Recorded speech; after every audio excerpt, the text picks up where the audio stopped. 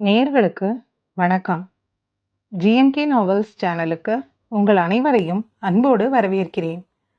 கௌரி முத்துகிருஷ்ணன் அவர்களின் எழுத்தில் எங்கிருந்து வந்தாயோ அத்தியாயம் 19. திருமண நாள் இரவு. பர்பிள் நிற புடவையில் தீபி அமர்ந்திருந்தாள். அவ மனசு மாற கொஞ்சம் நாள் ஆகும்தான். அதுக்காக பெரியவங்க நாங்கள் எதுவும் செய்யாமல் இருக்க முடியாது தீபி. இந்த சடங்கெல்லாம் வேண்டாம்னு சொல்லிட்டு இருக்காத. திலகா கூற, உனக்கு வேண்டாம், சித்துக்கு வேண்டாம், எங்களுக்கு வேணும். உன் அப்பன் எல்லாம் என் பொண்ணு விருப்பம்னு சொல்லி உன் இஷ்டம் போல எல்லாம் செய்திருக்கான். அவனுக்கு ஒரு பேரனை பெற்றுக்கொடு, அப்போதான் அவன் வாழ்க்கையை நினச்சி கவலை இல்லாமல் இருப்பான். நளினி கூற, நாளாகும் தான் தீபி. அண்ணன் மனசை பிடி, முதல்ல நீதம் தானா நடக்கும். தனா சொல்ல, சித்து அறையில் தலையில் கை வைத்து அமர்ந்திருந்தான். மேகா அவன் சட்டை பட்டனை கையோடு எடுத்துவிட வேண்டி அதையே பிடித்து கொண்டிருந்தாள். டேய், இது இப்போ வெறும் சடங்குக்கு தான். கொஞ்சம் இறுக்கம் விட்டு தீபி கூட பேசு. உனக்கும் ருத்ராக்கும் இடையில காதல் இருந்திருக்கலாம், இப்போ அவ இல்லை. தீபி கூட வாழ ஆரம்பிக்கிறது பெரிய தப்போ துரோகமோ இல்லை. ருத்ரா இடத்த தீபி கேட்கல, தீபியோட இடத்த அவளுக்கு கொடு. ரூபன் சொல்ல, சித்து நிமிர்ந்து பார்க்க, ரூபன் அவனை கேள்வியாக பார்க்க, மேகாவை தூக்கிச் செல்ல ஷர்மி வந்தாள். அவளோ சித்துவின் பட்டனை இழுத்து கொண்டு இருப்பதில் கவனமாக இருக்க, ஷர்மி அவளை பிரித்து எடுத்து செல்ல, தீபியை எதிரில் பார்த்து அவளிடம் செல்வேன் என்று அடம் பிடிக்க, தீப்தி அவளை வாங்கி கொண்டாள். யார் அழைத்தும் அவள் தீபியை விட்டு வரவில்லை. தீபியின் பூவில் இப்போது அவளின் கவனம் இருக்க, பெண்கள் அனைவரும் அழைத்து பார்த்தும் மேகா போக மறுத்து தீபியின் தோளிலேயே படுத்து கொண்டாள். அம்மா, எல்லாம் தெரிஞ்சும் ஏன் இப்போ இதெல்லாம்? இவ என் கூடவே இருக்கட்டும், எதையும் வற்புறுத்தி வாங்க முடியாது, ப்ளீஸ். தீப்தி கூற, இதுவரை இந்த உலகம் கண்டிராத முதலிரவு இது. மகளை ஒரு கையிலும் பாலை ஒரு கையிலும் எடுத்துக்கொண்டு முதலிரவு அறைக்கு வந்தாள் தீப்தி. மேகாவோ அவள் மேல் இருக்கும் நகைகளையெல்லாம் இழுத்து அதன் கற்களை தொட்டு பார்த்து கொண்டிருந்தாள். தீபி அறை உள்ளே மேகாவை அழைத்து வருவதை பார்த்து சித்து முகத்தில் கொஞ்சம் நிம்மதி பரவ, அவளோ அவன் எதிரில் கட்டிலில் வந்து அமர்ந்தாள். மேகா அவளை விட்டு இறங்காது இருக்க, சித் மேகாவை அழைக்க அவனிடம் வந்துவிட்டாள். தீபி அவள் நகை பூ என்று அனைத்தும் களைந்து குளியலறை சென்று இரவு உடை மாற்றி கீழே அவளுக்கு என படுக்கை விரித்து மேகாவை வாங்கி மடியில் போட்டு அவளோடு பேசி பேசி அவளை தூங்க வைத்தாள். ஓசைப்படாது அவளை அவன் அருகில் படுக்க வைத்தாள். சித்து இதையெல்லாம் பார்த்து கொண்டிருந்தான். நீங்களும் தூங்குங்க, காலையில் மறுவீடு போகணும். எல்லாம் சடங்குன்னு சொல்லிட்டாங்க. பெரியவங்க மனசுக்காக நாளைக்கு ஒரு நாள் மட்டும்தான். அப்புறம் குழப்பம் விட்டு தூங்குங்க. உங்கள் விருப்பம் இல்லாமல் உங்களை நான் நெருங்க மாட்டேன். நீங்கள் உரிமை தர வர என் எல்லையில் தான் இருப்பேன். இந்த உறவு எப்போவுமே மேகாக்காக மட்டும்தான் சொன்னாலும் சம்மதம்தான் எனக்கு. நம்ம வாழ்க்கையின் கடைசி வர நல்ல நண்பர்களாக இருப்போம். மேகாக்கு நல்ல அப்பா அம்மாவாக இருப்போம். என்ன மன்னிச்சுடு தீபி. தூங்குவோம் சித்து. தீபி சொல்ல, சித் அவன் மகள் அருகில் தூங்கியிருந்தான். காலையில் வெகு சீக்கிரமே எழுந்திருந்தான் சித்து. மேகாவும் எழுந்து கொள்ள அவளை தூக்கி கொண்டு வெளியில் வந்தான். சித்து அறை விட்டு வரும்போதே அனைவரும் அவனை இயல்பாய் பார்த்து கொண்டனர். மேகா பால் குடித்து விளையாட ஆரம்பித்திருந்தாள். விளையாட்டு வேகத்தில் அறையின் உள்ளே தவழ்ந்து அவள் தாய்முகம் பார்த்து அவள் அருகில் சென்று அவளை எழுப்பினாள். சித்து கவனம் வந்து மேகாவை தேடி அறை நுழைய அவளை மடியில் போட்டு தீப்தி பேசிக்கொண்டிருந்தாள். இவனுக்கு அவளின் தாய்மை பார்த்து ஆச்சரியம். அதன்பின் சடங்குகள் முடிந்தது. ஒரு வாரத்திற்கு பின் இருவரையும் தனியே இருக்கும்படி திலகா கூறிவிட தனிக்குடுத்தனம் இருந்து கொண்டனர். இயந்திரம் போல ஓடியது நாட்கள். தீபிதான் இயல்பாய் அங்கு பொருந்தி போனாள். மேகாவுக்கு தாயாக, அவனுக்கு மனைவியாக பெரும் பாரம் குறைந்த நிம்மதி சித்துவுக்கு. அவள் வந்த பின்பு சுவர்கள் வீடாக மாறியிருந்தது. சித்து அன்று காலை புது வேலை ஒன்றுக்கு இன்டர்வியூ கிளம்பிக் கொண்டிருந்தான். வேலை கிடைக்காது, போக வேண்டாம், தீபி சொல்ல. நல்ல வார்த்தை, நன்றி, சித் பதில் சொன்னான். ஃபயர் ஒர்க்ஸ் முதலாளி வேலை தேடி போனா யார் தருவாங்க? அது உன் தொழில், அது எனக்கு வேண்டாம். நான் உன் புருஷனா இல்லை முதலாளி ஆகணுமா? உங்கள் சேமிப்பு காசெல்லாம் என் தொழிலில் போட்டு அம்மா பாதி உரிமையை உங்கள் பேருக்கு எழுதி வாங்கிட்டாங்க. இப்போது இது உங்கள் தொழில் தான், நீங்கள் என் பிஸ்னஸ் பார்ட்னர். இது எப்போ நடந்தது? கல்யாணம் முடிவான அப்போவே. நம்ம தொழில் மட்டும் எல்லாருக்கும் தெரியும். நீங்கள் இப்போ ஒரு முதலாளி. வேலை தேடி போனால் கிடைக்காது, என்ன தான் குறை சொல்வாங்க. உங்கள் இஷ்டம் போல் தொழில் செய்யுங்க, உங்களுக்கு துணையாக நான் இருக்கேன். சித் சில நிமிட மௌனத்திற்கு பின் சம்மதம் சொன்னான். அன்று முதல் தொழிலை அவனிடம் விட்டுவிட்டு முழு நேர இல்லத்தரசி ஆகியிருந்தாள் தீபி. அதன்பின் 3 மாதம் கழிந்து ஷர்மி தாயானாள். அவளை வீட்டிலுள்ள அனைவரும் தாங்கினர். தாய் வீடு சென்றிருந்தாள். தீபியின் மனதில் முதல் முறை இதையெல்லாம் பார்த்து ஏக்கம். ரூபனின் அன்பும் ஷர்மியின் தாய்மையும் அவளை ஏதோ செய்தது. மேகா பேச ஆரம்பித்திருந்தாள். மழலை மொழி கேட்டு துக்கம் மறந்து போனாள் தீபி. மேகா நடக்கவும் ஆரம்பித்து இருந்தாள். பல் முளைத்து அடுத்தவரை கடித்து வேறு வைத்தாள். சேட்டைகள் அதிகமாக தீபிக்கு நேரம் எல்லாம் அவளோடுதான் என்று கழிந்தது. லினேஷ் திருமணமும் இனிதே முடிந்தது. மனதில் கசப்பு நீங்கி நண்பனாகி இருந்தான் அவன். முன்பு இருந்த அதே நட்பு கூட்டம் கிடைத்ததில் தீபி மகிழ்ந்திருந்தாள். அதன்பின் வந்த மாதத்தில் நர்த்தனா தாயானாள். வீட்டில் அனைவருக்கும் மகிழ்ச்சி. தீபியின் மனதில் இப்போது ஏதோ நெருடல், குழப்பத்தின் உச்சம், மன அழுத்தம் கூடுவது போல உணர்வு. அவளின் அத்தனை கவலைக்கும் ஒரே மருந்து மேகா. அவள் சிரிப்பில் தீபி துன்பம் மறந்து போனாள். அத்தியாயம் 20. தீபி அதிக குழப்பத்தோடு இருந்தாள். ஆனால் அவனோ அதைவிட தவிப்பில் இருந்தான். சித் அவளை அருகில் வைத்துக்கொண்டு சாதாரணமாக அவள் சிரித்து பேசினாலும் இவனால் சகஜமாக இருக்க முடிவதில்லை. மனைவியாக நினைத்து முழு உரிமை எடுக்கவும் முடியாது. தோழியாக ஒரு எல்லையில் அவளை நிறுத்தவும் முடியாது.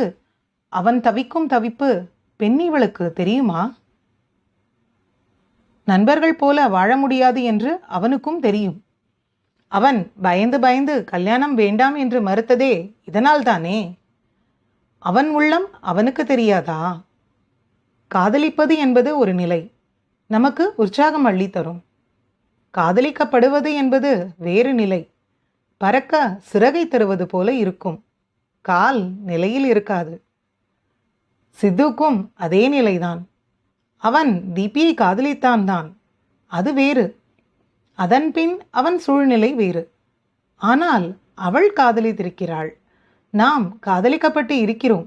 அதுவும் அவனை பார்த்த நொடியிலிருந்து, இதோ இந்த நிமிடம் கூட. இந்த எண்ணமே அவனை தவிப்பில் தள்ளியது. மறுப்பின்றி மனதின் ஏதோ ஒரு தூண்டுதல் தானே அவனை அவளோடு இன்று திருமண பந்தத்தில் சேர வைத்தது. ஆம், அவன் அடிநெஞ்சில் ஒளிந்திருந்த காதல் மீண்டும் எழுந்து வந்து சிறு பிள்ளை போல் அவளை கேட்டு அழுகிறது. இவன்தான் ருத்ரா, அன்பு, மேகா என பதில் சொல்லி சொல்லி மனதை அடக்குகிறான். அவளோ அவளின் காதலை எல்லாம் அவனுக்கு செய்யும் சிறு சிறு வேலையில் கூட காட்டி விடுகிறாள். மனபாரம் எல்லாம் குறைந்து அவனுக்குள் ஒரு பெரும் நிம்மதி தந்தவள் அவள்தானே. மேகா, அவளோடு இப்போதெல்லாம் தீபிதான். அம்மா அம்மா என்று அவள் இடைவிட்டு இறங்காது. இல்லை, அவள் பின்னே நடக்கும் மகளும் இடுப்பை விட்டு இறக்காது மகளோடு பேசிக்கொண்டே வேலை பார்க்கும் தீபியும் தினம் நாளை அழகாக்கிக் கொண்டு இருக்கின்றனர் தானே. காலையில் கிளம்பி வாசல் வந்து மேகா தரும் முத்தம் தீபி சொல்லி தந்தது தானே. அவள் காதலை மகளிடம் சொல்லி அவள் முத்தத்தை கூட மேகாவின் இதழ் கொண்டு எனக்கு சேர்த்து விடுகிறாள். இத்தனை காதல் வைத்திருக்கும் அவளை தவிர்ப்பது எப்படி? 4 மாதமும் 4 வருடம் போல் அல்லவா கடக்கிறது. சித்து எண்ணங்களின் ஓட்டத்தில் கண்மூடி அமர்ந்திருந்தான். ரூபன் அங்கு வந்தான் சித்துவை அழைக்க. சித், கிளம்பலையா? வெளியில போகணும்னு சொன்ன. ரூபா, வேலை முடிஞ்சது தானே, கொஞ்சம் பேசணும் கூட, உட்கார். என்ன விஷயம் சொல்லு. அது அது தீபி. என்ன தீபி? பாவம் அந்த பொண்ணு. ஒன்றை போய் ஃபோட்டோ வச்சு விரும்பிச்சு பாரு. அந்த லினேஷ் எல்லாம் கெஞ்சி கெஞ்சி கேட்டான். அவனுக்கு கழுத்தை கொடுத்துருக்கலாம். உன்னால அந்த பொண்ணு வாழ்க்கை வேஸ்ட். ஏன் இப்போ என்ன பண்ணிட்டேன் அவளை? எதுக்கு இப்போ திட்டிகிட்டு இருக்க என்ன? அந்த பொண்ணு வாழ்க்கைன்னு ஒன்று இருக்குது. எவ்வளோ காதல் அந்த பொண்ணுக்கு உன் மேலே. நீ நீ அதெல்லாம் யோசிச்சு பார்க்குறியா? ஷர்மி சொல்கிறா, அண்ணி உங்களையும் என்னையும் பார்த்து முகம் சட்டுன்னு மாறிட்டாங்கன்னு சொல்லி. அந்த பொண்ணு ஏங்கி போகுது. நான் என்ன செய்ய ரூபா? குழப்பமாக இருக்கு. எதுவும் முடிவெடுக்க முடியலடா. என்ன குழப்பம்? என்ன முடிவு? நான் ஒன்று சொல்லுவேன், என் மேலே கோவப்படக்கூடாது, சரியா? உன்கிட்ட மறைச்சது தப்பு தான், மன்னிச்சிடு. சித் தயங்கி சொல்ல. சொல்லு மச்சி, ஏதோ பெருசாக சொல்லி என்கிட்ட அட்டி வாங்க போகிற. அதுவும் இல்லாமல் மன்னிப்பெல்லாம் தானாக கேட்குற. இருக்கு, ஏதோ பெருசாக இருக்கு. அது அது வந்து நான் கல்யாணத்துக்கு முன்னாடி ஒரு பொண்ணை தேடினேன் இல்லடா. அந்த பொண்ணு. டேய், அந்த பொண்ணு தீபியை விட்டு அந்த பொண்ணை பற்றி இப்போ என்ன பேச்சு? தீபிக்கு எதுவும் துரோகம் பண்ண நம்ம நட்பு அவ்வளோதான், முடிஞ்சுது. சொல்கிறத முழுசாக கேட்டு பேசு ரூபா, டென்ஷன் ஆகுது. அந்த பொண்ணு தீப்தி தான். டேய், என்னடா சொல்கிற? தெளிவாக குழப்பி விடாதடா, முழுசாக சொல்லு. பொறுமையாக கேட்டா தானே. கல்யாணத்துக்கு முன்னாடி நான் தேடினது தீபியை தான். பயம், விளம்பர கம்பெனி, வெளியே சொன்னால் தீபியை யாராவது தப்பாக பேசிட்டா. நானே தனியாக தேடினேன். எதுவும் தெரியாமல் என் போக்கில் தான் தேடினேன், யூகம் பண்ணி. அதுக்குள்ளே அப்பா கட்டாயம் பண்ண தீபியும் கிடைக்காம போக ருத்ரா கூட கல்யாணம். அவளுக்கு தீபியை தெரியும். கல்யாணம் ஆகி முதலிரவில் சொல்லிட்டேன். தீபியை மறக்கவே முடியல. அவ நினைவில் தான் ருத்ரா கூட இருந்தேன். நாள் ஆக ஆக ருத்ராவோட அன்பும் அவ புரிதலும் புரிய அவளுக்கு துரோகம் பண்ணக்கூடாதுன்னு தீபியை வலுக்கட்டாயமாக மனசில் புதைச்சிட்டு ருத்ரா கூட வாழ ஆரம்பிச்சிருந்தேன். நாள் போக போக தீபி மனசில் எங்கேயோ போய் ருத்ரா மட்டுமே வாழ்க்கையாக மாறி போனான். என் கரு சுமந்து நின்ன அவ தான் என் வாழ்க்கைன்னு இருந்தேன். என் விதி எதேதோ நடந்து இப்போ என் வாழ்க்கையில் மறுபடியும் தீபி. டே எருமை, அசிங்கமாக வருது வாயில். எவ்வளோ விஷயம் மறைச்சிருக்க. எனக்கு சொல்லியிருந்தா எப்போவோ தீபி கூட சேர்ந்து இருப்ப. இதில் மன்னிப்பு வேற. சரி, இப்போ இதில் என்ன குழப்பம் உனக்கு? ரூபன் கேட்க, நான் ருத்ராவுக்கு துரோகம் செய்கிறேன் ரூபா. என்ன மட்டுமே நெஞ்சில் சுமந்து என் உயிரை அவ கருவில் சுமந்து அவளை யோசிக்காம இப்படி ஒரு கல்யாணம் பண்ணதே என்னால் இன்னும் தாங்க முடியல. இதில் தீபி மேலே காதல் வருது. அதுவும் என் மனசில் எங்கேயோ மறைஞ்சு போனால் அவள் நினைவு, ஆசை, காதல் எல்லாம் வெளியில் வருது. அவளை கல்யாணம் பண்ணதே மனசு அவளை விட்டுறாதேன்னு சொன்னதில் தான். அவளை நெருங்கவும் முடியல, விலகவும் முடியல. நான் இருக்கேன் தீபின்னு சொல்ல மனசு துடிக்குது தான். ஆனால் குற்ற உணர்ச்சியாக இருக்கு. சித்து, என்னடா, ஏன் இப்போ இவ்வளோ குழப்பம்? என்ன துரோகம் செய்த நீ இதில்? ருத்ரா கூட உண்மையாக தானே வாழ்ந்த? ஆமாம், உண்மையாக தான் இருந்தேன். தீபியை மனசை விட்டு எடுத்து ருத்ரா தான் எல்லாம்னு வாழ்ந்தேன். ஒரு நாளும் அவளுக்கு துரோகம் பண்ண நினச்சது இல்லை. அவள் அன்புக்கு முன்னாடி பொய் பேசக்கூட முடியாது ரூபா. அவ்வளோதான் சேத். உண்மையாக உயிரோடு இருக்கிற ஒருத்தருக்கு துரோகம் செய்தாதான் குற்ற உணர்ச்சி வரணும். ஏன் உன்னை நீயே குழப்பி உன் தயக்கத்தை இப்படியெல்லாம் நினச்சிட்ருக்க? உனக்கு புரிகிற மாதிரி சொல்கிறேன். இப்போ நம்ம உடம்புல இருக்கிற கால் போனால் சிகிச்சை எடுத்து கட்டைக்கால் வைக்கிறது இல்லையா? அதுக்காக உன் காலை இருக்கும்போது நீ கவனிக்கவே இல்லைன்னு சொல்ல முடியுமா? விபத்து போயிடுச்சு, மீதி உள்ள நாளை கட்டைக்கால் துணையில தான் வாழணும். இது நீ காலுக்கு செய்கிற துரோகமா? ருத்ரா உன் வாழ்க்கையில் வரணும்னு இருந்திருக்கு, வந்தா. அவ வேலை முடிஞ்சது, போயிட்டா. எதிர்பார்க்கவே இல்லை தானே யாரும்.